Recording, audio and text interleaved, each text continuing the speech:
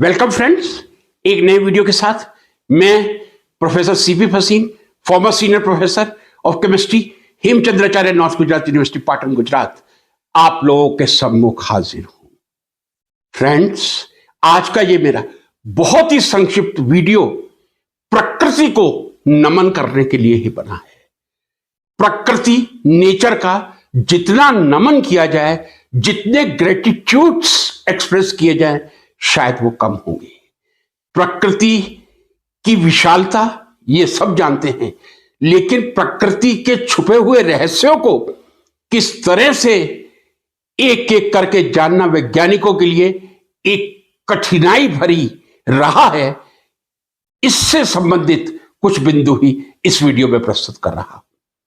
मित्रों, ब्रह्मांड में, यूनिवर्स में कितने स्टार्स हैं ये मैं नहीं कह सकता, मैं संख्या नहीं बता सकता, असंख्य हैं।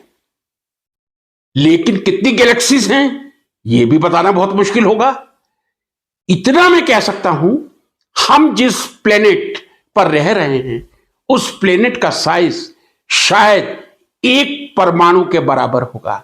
जो लोग विज्ञान से कोई संबंध नहीं रखते उनको मैं कहना चाहूंगा एटम के बराबर है। एटम का मतलब चावल को आप बारीक बारीक पीस लीजिए, जब उसका दाना दिखना अदृश्य हो जाए वही एटम है। इतना छोटा सा हमारा प्लेनेट है जिस पर हम रह रहे हैं, और अभी प्रकृति के रहस्यों को जानने के लिए ना जाने कितने हजारों लाखों वर्ष लगेंगे। लेकिन एक बात, इसमें कहीं कोई संदेह नहीं, प्रकृति इतनी बड़ी विज्ञान की एक प्रयोगशाला कह दूं, या प्रकृति को मैं most genius scientist of the universe कह दूं, यहां तक मैं कह दूं अभी तक जितने नोबेल लॉरेट्स हैं, अबाउट 1000 इंडिविजुअल्स, उन सबके मस्तिष्क को मिला दिया जाए तो भी प्रकृति के मस्तिष्क को, प्रकृति के फोरसाइटनेस या विजन को नहीं समझा जा सकता। प्रकृति ने कितने वैज्ञानिक रूप से, संतुलित रूप से हमें जीवन प्रदान किया है। यदि मैं एक बहुत सिंपल बात आपसे करूं, ऑक्सीजन हम सबके जीवन के लिए नितांत आवश्यक है, इनएविटेबल टू सर्वाइव, जिसके बिना जी नहीं सकते। हमारे देश में ऐसे संत मुनि हुए हैं और आज भी हैं जो महीनों तक भोजन का सेवन नहीं करते, महीनों तक पानी का सेवन नहीं करते। क्या वो बिना वायु ऑक्सीजन के रह सकते हैं? इसका उत्तर नहीं आएगा। ऐसी जीवनदायी ऑक्सीजन।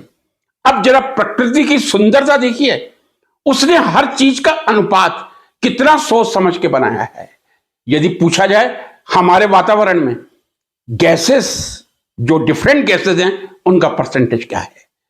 सर्वाधिक नाइट्रोजन है फ्रेंड्स, जो 78% है। वातावरण में नाइट्रोजन का प्रतिशत 78 या 78% है। ऑक्सीजन 21% है।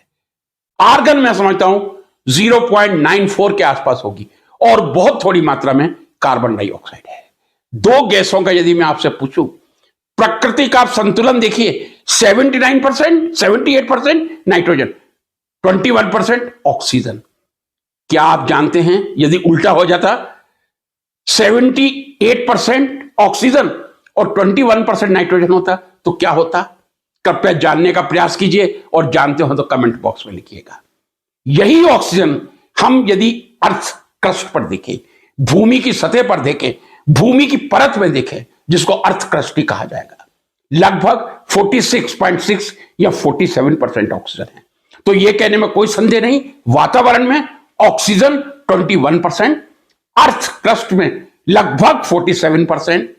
और अब यदि मैं ब्रह्मांड की बात करूं, यह पूछा जाए कि यूनिवर्स में, ब्रह्मांड में ऑक्सीजन कितनी है? मात्र 1%, 1%। जी हां, पृथ्वी पर 47%, वातावरण में ऑक्सीजन 21%, लेकिन यूनिवर्स में केवल 1% है। बाकी यूनिवर्स में क्या है? 74% हाइड्रोजन और 24% हीलियम है। तो मैं ये कह सकता हूं, ब्रह्मांड में 74% हाइड्रोजन, 24% हीलियम और 1% ऑक्सीजन है। कितना संतुलन प्रकृति ने रखा है, शायद उस समय प्रकृति के पास कोई सोफिस्टिकेटेड इंस्ट्रूमेंट हो सकते हैं, उत्तर नकारात्मक ही होगा। यह है प्रकृति जिसको आज दिन तक कोई नहीं जीत सका है। एक दूसरा उदाहरण मैं अक्सर विद्यार्थियों को दिया करता हूं और सबसे यह मैं चर्चा में बात करता हूं, क्या प्रकृति को जीतना आसान है? क्या हम प्रकृति पर विजय प्राप्त कर सकते हैं? आंसर होगा नहीं। अब यदि मुझसे सबसे कहा जाए, कोई विद्यार्थी पूछे कि आप ये प्रूव करके दिखाइए कि प्रकृति को जीतना आसान नहीं है, आज की तारीख तक 23 मई 2025 तक मैं पूर्ण कॉन्फिडेंस के साथ कह रहा हूं, प्रकृति को जितने देश और विश्व के सर्वश्रेष्ठ वैज्ञानिक हैं वो जीतने में असमर्थ रहे हैं। क्यों? अब मैं यहां उदाहरण पेश करना चाहूंगा क्लोरोफिल और हीमोग्लोबिन का। फ्रेंड्स, साइंस के स्टूडेंट जानते हैं मैग्नीशियम +2 मेटल का जो कॉम्प्लेक्स है उसको क्लोरोफिल कहा जाता है और आयरन के कॉम्प्लेक्स को हीमोग्लोबिन कहा जाता है। क्लोरोफिल और हीमोग्लोबिन का स्ट्रक्चर लगभग मिलता जुलता है। मैं ये इसलिए कहना चाह रहा हूं, the structure of chlorophyll is as complicated as haemoglobin, लेकिन क्लोरोफिल का लेबोरेटरी में संश्लेषण 1860 के आसपास हो गया था, क्योंकि 1865 में तो प्रोफेसर वुडवर्ड को ऑर्गेनिक केमिस्ट्री का नोबेल प्राइज मिल गया था। आज से लगभग 65 साल पहले हमने क्लोरोफिल का निर्माण, हमारे साइंटिस्ट ने, वैज्ञानिकों ने प्रयोगशाला में क्लोरोफिल का निर्माण कर लिया था। क्या आज दिन तक हम आर्टिफिशियल ब्लड बना पाए हैं? इसका उत्तर मिलेगा नहीं। जी हां, कुछ घंटों के लिए प्राणी को सेव करने के लिए कुछ परफ्लोरोकार्बन्स का उपयोग एक ब्लड सब्स्टिट्यूट के लिए किया जा सकता है।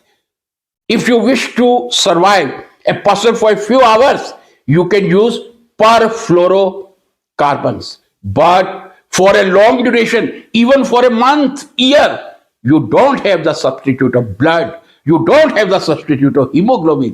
यही आज तक तो प्रमाण करता है कि क्लोरोफिल इतने साल पहले, जब कोई स्पेक्ट्रोस्कोपिक टेक्निक नहीं थी, तब क्लोरोफिल का संश्लेषण और उसका कैरेक्टराइजेशन के बिना सिंथेसिस अधूरा है। सिंथेसिस एंड कैरेक्टराइजेशन लगभग 65 साल पहले क्लोरोफिल का हो गया था, लेकिन क्लोरोफिल से मिलते जुलते हीमोग्लोबिन का आज दिन तक सिंथेसिस लैब में नहीं हुआ है। कारण यही, प्रकृति भी डरती है, यदि हमने हीमोग्लोबिन बना लिया, संश्लेषित खून बना लिया, संश्लेषित रक्त बना लिया, आर्टिफिशियल ब्लड बना लिया, तो फिर मानव इस दुनिया से जाने की कभी इच्छा ही नहीं रखेगा। प्रकृति को नमन कीजिए, कोटि कोटि नमन कीजिए, हर पल नमन कीजिए, इसी में हमारी भलाई है। प्रकृति का संरक्षण करें, इसी में हमारी भलाई है। नमस्कार।